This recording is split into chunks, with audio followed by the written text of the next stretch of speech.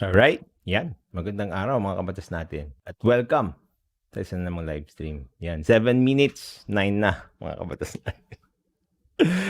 9 na! So anong sasagutin natin ngayon? Actually, si Legal Eagle na. Ito si Legal Eagle, isang abogado rin sa Amerika na gumagawa ng content. No?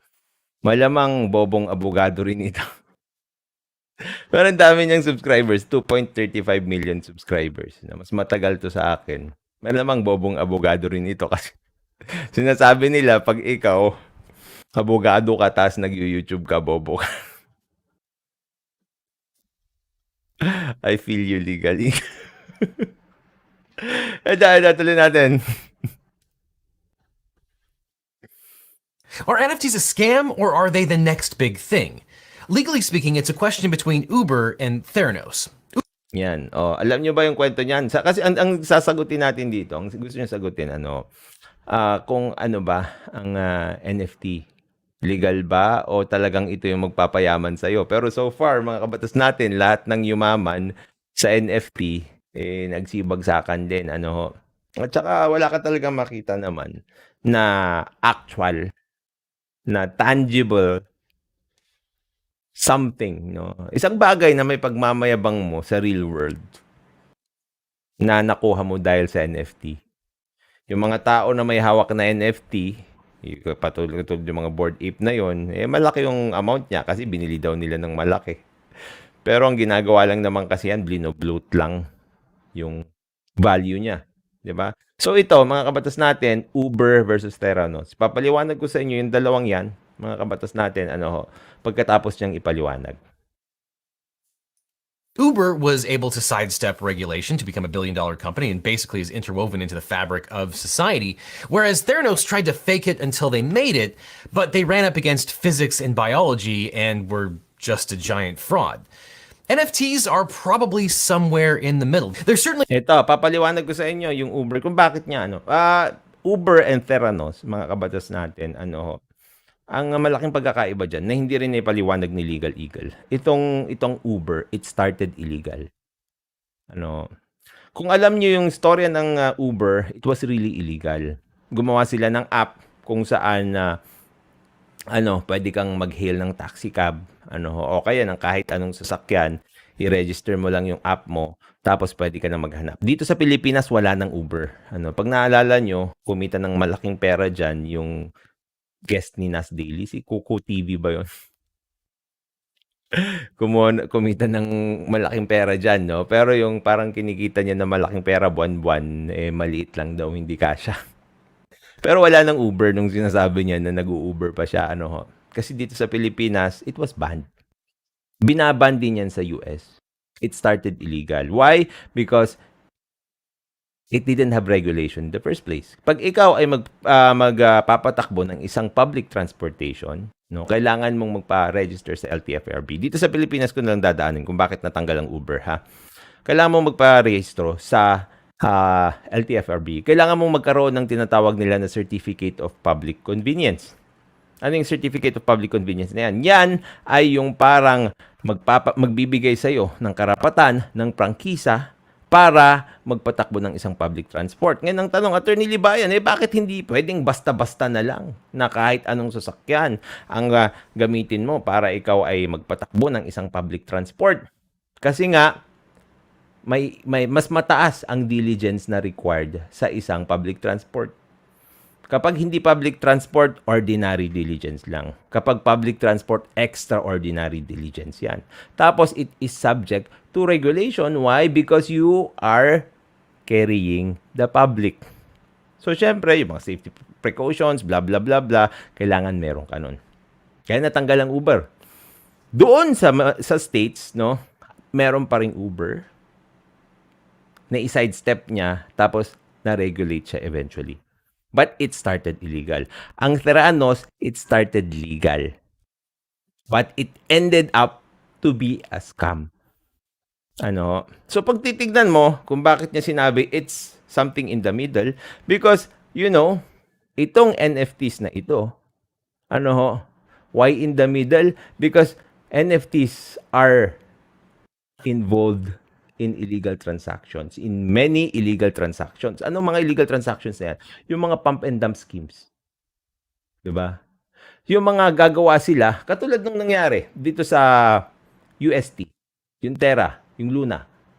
Diba? They promised you that it is a stable coin when in fact it's not. Diba? Kung ikaw, nakasalalay ka dun sa prinamis sa'yo, tapos naglabas ka ng pera at na-damage ka, nawala yung pera mo dahil nagsumalalay ka o nakasalalay ka dun sa promise sa'yo na magiging stable coin yun, tapos hindi naging stable pala, it's a scam. Ano ang tawag dito sa Pilipinas? Estafa. Diba?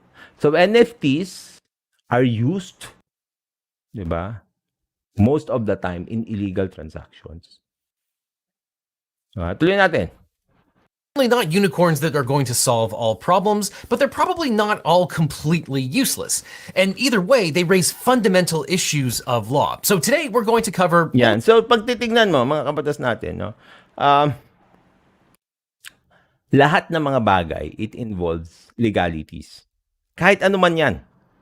Kaya nagtataka nga ako dun sa mga tao na nagsasabi sa akin na ang mga abogado daw, mag-stick na lang kayo sa batas. When in fact, everything, lahat ng bagay, kahit nga yung puno, di ba? Yung bunga ng puno, kung nasaan yan, nakatapat, may batas na umiiral tungkol yan. Sa NFT pa kaya. Yung mga nagsasabi sa akin talaga noon na, attorney, huwag ka nang makialam sa NFT. Bakit? Kasi ayaw nilang mabisto yung kalokohan nila. Ayaw nilang mabisto yung scam nila.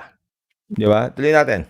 Only the legal problems associated with NFTs. Others have explained the non-legal issues. For example, Dan Olson at Folding Ideas did a fantastic video called The Line Goes Up, which is yan. Feature na natin yung The Line Goes Up na yan tungkol sa NFTs. No? That NFTs really are most often than not a big fraud. Malaking panloloko. Di ba? They hype up the price. Diba? You are buying expectancies, not actual values, not at actual costs, not at market values, pero yung sinasabi nila na value nitong isang bagay na ito na pwedeng i-manipulate mismo nung tao na gumawa ng NFT. Diba? Ito, 9 na mga kabatas natin. Ito, 9 na. Maligayang 9. 9 na. 9 yan yung lahat. Nakakabulol pala yun, no? 9 na yung lahat po. 9 na yung lahat. Maraming salamat sa inyo at nandiyan kayo. 9 na po. 9 na nyo. Not to say that the technology can't overcome these problems, but right now there are some fundamental issues of law with the way that NFTs are used now. And I see three... Nakita niyo yan, the way they are used now, because they are used. They are used to steal money from people.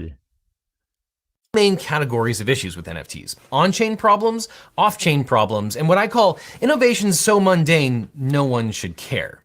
Now, to get to those issues with NFTs, we first have to define what an NFT is, because I think almost... Ito, magandang definition ng NFT ito para malaman nyo na lahat, ano. And I think this is a very educational video. Now, we will be featuring this in a series dito sa batas natin para may paliwanag ko ng maayos at mas elaborate sa Tagalog yung sinasabi ni Legal Eagle dito. Ano? Everyone gets it wrong. An NFT is a non-fungible token. It is an entry on a decentralized ledger called... Yan, ito mga kabatas natin. It is an entry in a decentralized ledger called a blockchain. Naalala nyo noon, no? Nung ina-explain ko yung NFT noon, tsaka yung blockchain, di ba? Para mas madali yung pagkaintindi, ginamit ko yung term na notebook. Tapos may isang tao na tahimik na ngayon na kumuha ng expert daw na blockchain programmer, tinatawanan niya, hindi daw ganun yung blockchain. It's a ledger. It keeps records. Just like a notebook.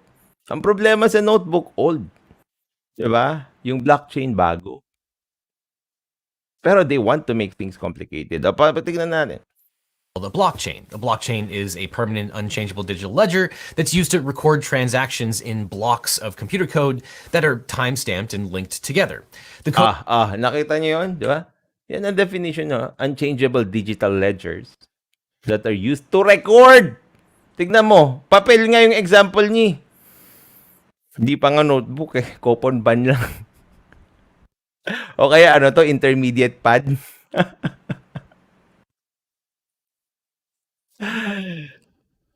Tignan mo, doon mo kasi masusukat talaga kung gaano kalalim yung pagkakaintindi ng mga tao sa mga bagay-bagay, di ba? They laugh at you until they, they laugh at you because they think the joke's on you. Diba? They laugh at you because they think, no, dahil marami sila, ikaw ang mali. Tandaan nyo tayo dito sa BATASnatin noon. Tayo lang dito sa community natin ang nagpapaliwanag ng maayos sa mga NFTs tsaka blockchain. Sila sinasabi nila blockchain is powerful. Blockchain is very complicated. You cannot understand blockchain. When in fact, it's very easy to understand blockchain. Yan lang yung definition niya. Unchangeable digital ledgers. Parang nasa notebook ka, nagsulat ka ng ballpen. Pag ballpen, hindi mo na mabubura. Unless gumamit ka ng liquid ink, yung white ink.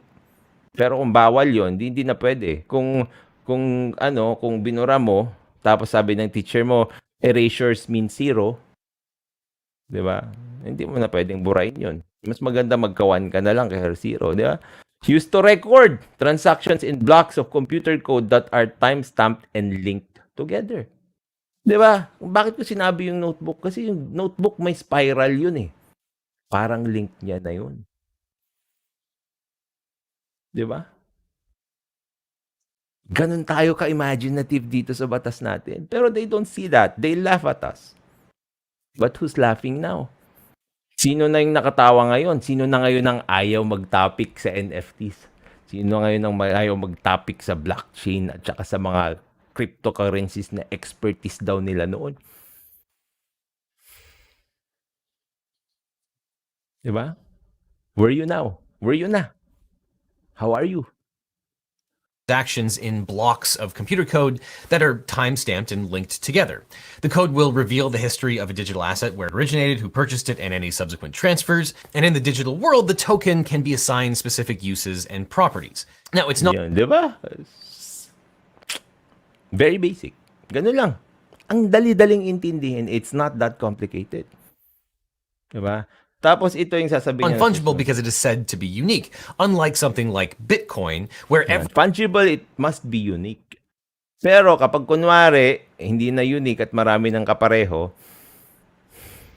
it's not fungible anymore, di ba? Pero sabi nila kasi, papaliwanag niya rin dito, no? Yung address daw yung unique lang. Scam. Every single Bitcoin is interchangeable with another one. It's like a dollar bill. Every dollar bill that you possess effectively does the exact same thing as another dollar bill. Same with a Bitcoin. However, an NFT is said to be unique, so they are not fungible with each other. But at this point, let me turn it over to someone more technically minded, my friend Steve Mold, to explain how an NFT actually operates, because dito, pakinggan niyo ito, mas matatakot kayo, no? Doon sa mga nangyayari sa NFT world pag naintindahan nyo talaga kung ano yung binibili nyo pag bumibili kayo ng NFTs. Ipapaliwanag niya dito. It's illuminating. So Steve, how does an NFT work? NFTs work in a very similar way to Bitcoins. We track who owns what Bitcoin on a distributed ledger. Ayan, yung ledger, yung listahan na yon, di ba? Yung notebook. Digital notebook natin. You mentioned. In the case of Bitcoin, that distributed ledger is called the Bitcoin blockchain. But NFTs exist on a different blockchain, typically the Ethereum blockchain. The difference between Bitcoin and Ethereum is that the Ethereum blockchain is programmable. You can write... Yan, ganun lang kasimple yun, no? Ganun lang yung difference. It's programmable. Ibig sabihin, pwede siyang mag-execute ng programs. Diba? Simple. programs and publish them to the Ethereum blockchain. These aren't programs that you would run on your computer. These programs run on the blockchain and they interact. Yun. So, gano'n, no? Parang may server ka na hiwalay. Pero ang tawag doon, blockchain. Di ba? Hindi yung computer mo ang nagpapatakbo. With transactions on the blockchain. For example, you could write a program and publish it to the Ethereum blockchain that launches a new cryptocurrency to rival Bitcoin. But it's not just limited to cryptocurrency. You could use the Ethereum programming language to do all sorts of things, including, for example, making NFTs. These Yan, di ba? It's just a program running in the blockchain. Anong komplikado dyan? Ano yung sinasabi nila na di mo kasi maintindihan kasi kailangan programmer ka para maintindihan mo yan. Kailangan expert ka para maintindihan mo yan. Ang nakakatawa dyan, no? Itong mga expertan dito, sasabihin nila kailangan expert ka para maintindihan mo yan. Bakit ang mga nire-recruit mo para sumali dyan sa mga NFT games mo o kaya yung mga NFT na mga tokens mo, mga hindi marunong? Di ba? Kasi mas madali silang utuin, di ba? At bakit hindi mo ipaliwanag para maintindihan nila? Bakit sasabihin mo pa sa kanila na do your own research? Kung samantalang kaya mo naman ipaliwanag yun sa kanila at ikaw na lang yung research na pwede nilang pagkatiwalaan kasi nga naiintindihan mo yung NFT, yung blockchain at saka cryptocurrency. Bakit kailangan ikaw mismo na dunong-dunungan, kailangan mong sabihin sa kanila na wag ako lang ang inyong kuhanan ng source. Diba? Kasi ayaw mo maging liable kasi ikaw mismo, scammer. programs are called smart contracts, which is misleading because, look, may NFT fanatics ba ngayon? Medyo tahimik, walang antagonist. Alam nyo kasi, alam mo Zino, medyo walang antagonist ngayon kasi nga nalugi. Wala na silang pang-load. Dati madami, sabi niya ito. The key is to keep them dumb. Exactly, parang yung ginagawa ng mga politiko sa inyo. Hindi ipapaliwanag sa iyo lahat para siya lang yung kikita. Ikaw, iyak ka. Yung pera niya nasa iyo. O yung pera mo nasa kanya pala. Here's an example of a smart contract. There's no legal language in there. It doesn't function as a legal document. Though I can see why they wanted to call them smart contracts because they enforce transactional rules on the blockchain. Just like normal software, once you publish a smart contract to the blockchain, nakita niyo yung sinabi niya, yung mga ginagamit niyang terminology just like normal software. Diba? Siguro para maging basic. Ewan ko kung nag-aral kayo ng programming, pero nung pinaka-basic na executable document, yung .exe. No? Ibig sabihin nun, executable yun na file. Pag clinic mo yun, yun yung mag-e-execute ng mga programs. Ngayon kasi iba-iba na yung pangalan eh. Dati kasi puro .exe lang yan dun sa mga nag-DOS o nakaabot sa DOS. Sobrang luma ko ng tao, no? Pero ganun yun. No, it's just like any ordinary program. It executes something in the blockchain. you can interact with it by sending it commands. For example, you could send a command telling it to mint a new NFT, or you could send a command to change the owner of an NFT. Smart contracts can be used for much more than just cryptocurrency and NFTs. For example, you could write a smart contract that acts as an escrow between people buying and selling NFT. Yeah. Ano yung escrow ba, mga kabatasnatin? Yung escrow na yan, yung parang itatago yung pera sa isang particular na lugar. Tapos eventually, kunwari, parang ito siguro ang pinakamagandang usapan yan. Kung kunwari, meron tayong usapan, di ba? Tapos yung usapan natin na yon, kung mangyayari ito, sa akin yung pera. Kung mangyayari ito, sa iyo yung pera. Parang ganon. No? Ngayon, i-escrow nyo muna yung pera nyo. Pagkatapos nun, pag na-fulfill na yung pinag-usapan nyo, i-release ngayon ng escrow o sa escrow yung pera na yon doon sa nanalo o kaya doon sa na-fulfill yung condition. Ganon yon. Ano ho? The definition of an NFT is quite strict. By consensus, we've agreed that if a smart contract behaves in certain specific ways, as defined by a standard called ERC 721 and one other, then we call that an NFT smart contract. So how does all this relate to digital art? Yan, mga kabatas natin, ito yung magandang part nito, no? Ito yung digital art. Kasi ang ano dito, ang nalilito yung mga tao dito na akala nila ang binibili nila kapag sila ay bumili ng isang NFT yung digital art, when in fact it's not the digital art. Hindi yun ang binibili mo. Papaliwanag niya. Well, let's have a look at the most expensive Bored Ape ever sold. That's Bored Ape number 2087. Let's head over to Etherscan, a website for exploring the Ethereum blockchain. This is the address of the smart contract that mints Bored Ape NFTs. ERC 721 contracts can be queried in certain ways. For example, I can use the owner of query to find out who owns a particular NFT. So Bored Ape 2087 is owned by this person. The ERC 721 standard also includes something called the token URI. If I put 2087 in here, I get this. This is a URI on the public internet for anyone to see. It's an IPFS address, so let's head over to the Brave browser and see where that takes us. This is some... Yan, makikita nyo, di ba? Yan yung binili niya, yung Bored Ape na yon. Meron siyang JPEG image. Pero hindi talaga yung JPEG image ang binili mo doon. Papaliwanag niya. Machine readable JSON code, but let's make it a bit easier to read for humans. And look, you can see that's the URI for the ape image itself. And here are some attributes of the ape. For example, its mouth is bored cigarette. The background is purple, the fur is trippy, the eyes are angry. Let's grab this image URI and stick it back into the Brave browser, and there it is. So when you buy an NFT that's linked to a digital artwork, you're buying a unique location on the Ethereum blockchain that... Yan. Naintindihan nyo yun? Yun ang binibili nyo. You are buying a unique location in the Ethereum blockchain that points to a text file on the internet. Points to a text file on the internet for everyone to see. Inside that text file is another URI that points to the image itself, again, on the internet for everyone to see. So, ang pagtitignan nyo, mga kabatas natin dun sa ginawa niya, ano ho, hindi naka-encode doon sa blockchain itong JPEG image na yun. Bakit? Kasi nga, di ba, doon sa blockchain, programs lang yun. Text. Hindi mo makikita sa blockchain yung picture na ito.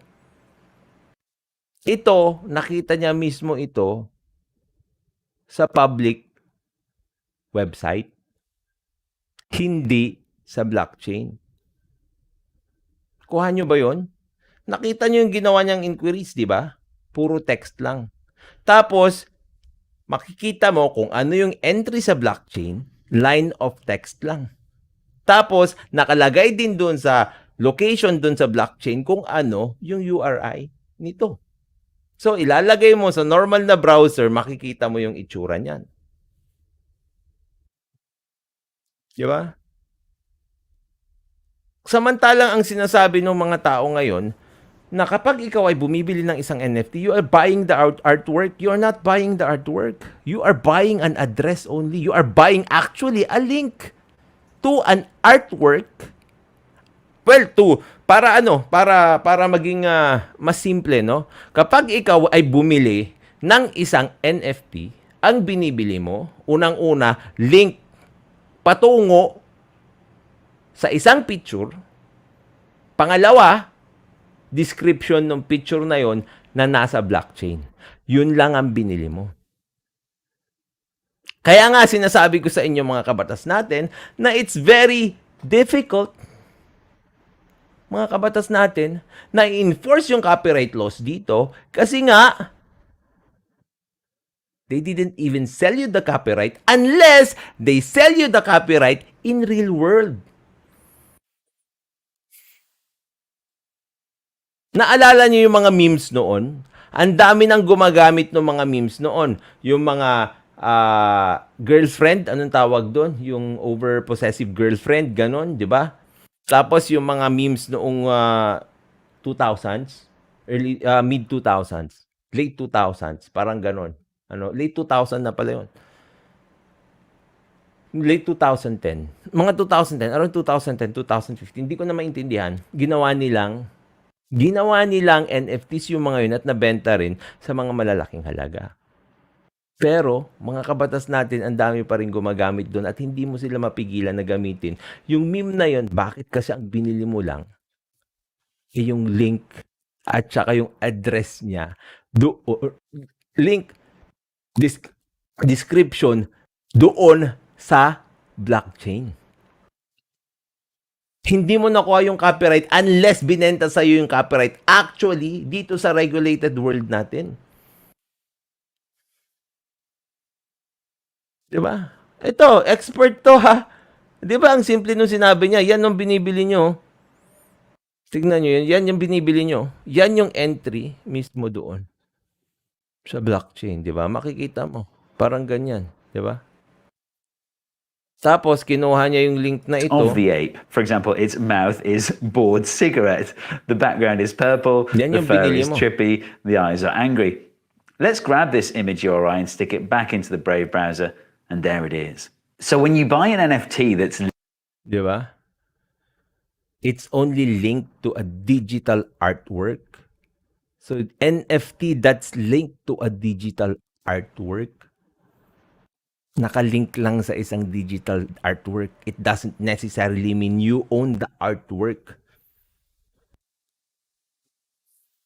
linked to a digital artwork, you're buying a unique location on the Ethereum blockchain that You are buying a location. points to a text file on the internet for everyone to see. Inside that Yun lang. Yun lang ang binibili mo. Sinabi ba dito na you own the copyright? Kung copyright kasi mas maganda yun. Why? Because if you own the copyright, you own the economic use. Ang importante dyan yung economic use eh. Bakit? Kasi doon ka kikita. Kapag sa'yo yung copyright, you can exclude some people or all people from using your artwork. Pero pag ang sa'yo lang ay link at saka location lang, you cannot exclude them. Kaya nga 'di ba ginawa ni yung sinabi ni Keanu Reeves, naalala nyo? Screenshot ko lang 'yan. Nakopya ko na. 'Di ba? that text file is another URI that points to the image itself, again, on the internet for everyone to see. Believe me, Link. there are a bunch of weird technical details that need to be talked about associated with NFTs. I cover all of that over on my channel, but the bottom line is when you buy crypto art, you're buying a line in a tamper-proof ledger that points to a publicly hosted image file. Di ba? You are buying a line. Sinabi niya ba you're buying? You are buying an artwork?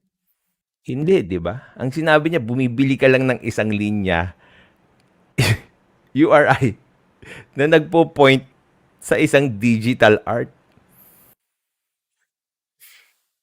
Sad, di ba? Dami na loko. Akala nila, oy, art.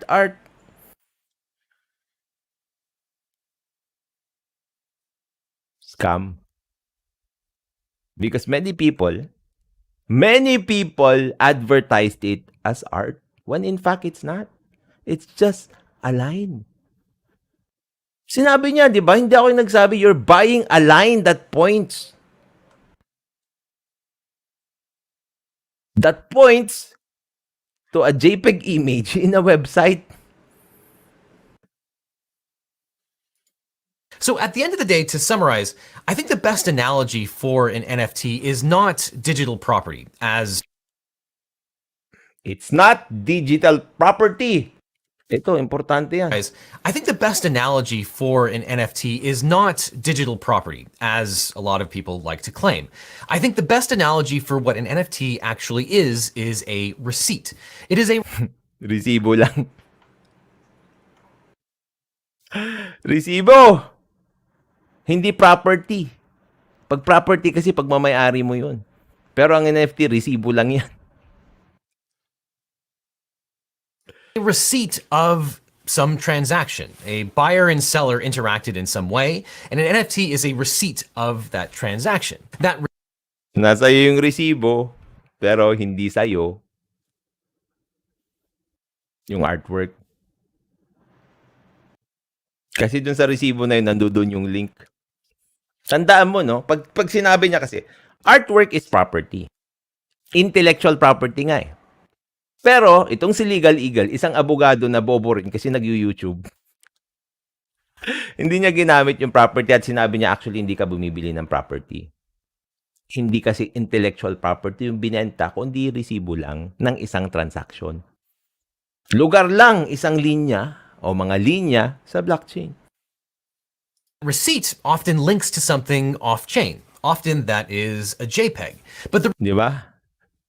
Link na nakalink, ay, bumili ka ng isang link na yung link na yon pag kinapi at saka pinaste mo sa browser, nakalink sa internet sa labas.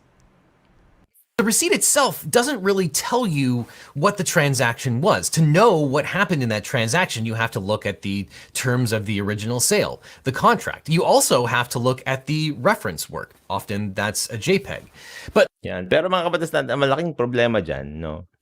Dahil nga people, especially those who are experts in NFTs, ayaw kanilang matuto. Ay, nako. the NFT itself is simply an entry in a digital ledger that's kind of like a receipt in the real world. Okay, so with that understanding, I think we can get to the first category of legal problems associated with Oops! Okay, mga kabatasnatin. Mag-stop muna tayo dyan. Tapos, tuloy na lang natin bukas. This is very enlightening, itong topic na ito ni Legal Eagle. And because of what's happening right now, the slump, yung pagbagsak ng NFTs, we really need to make people aware about what's happening here. Kaya bukas na lang kasi 30 minutes na tayo. I hope natuto kayo mga kabatasnatin. Sabay-sabay tayo matuto, no? At well, this is a great realization for a lot of people kung ano talaga ang binibili nila sa NFTs, Anyway, papaalam muna ako pansamantala mga kabatasnatin. Maraming salamat po sa inyo, sa mga mods. Maraming salamat po, no? Tsaka syempre, matulog po tayo ng mahimbing dahil alam natin na yung natutulog ng mahimbing, siya yung laging panalo. Paalam po pansamantala.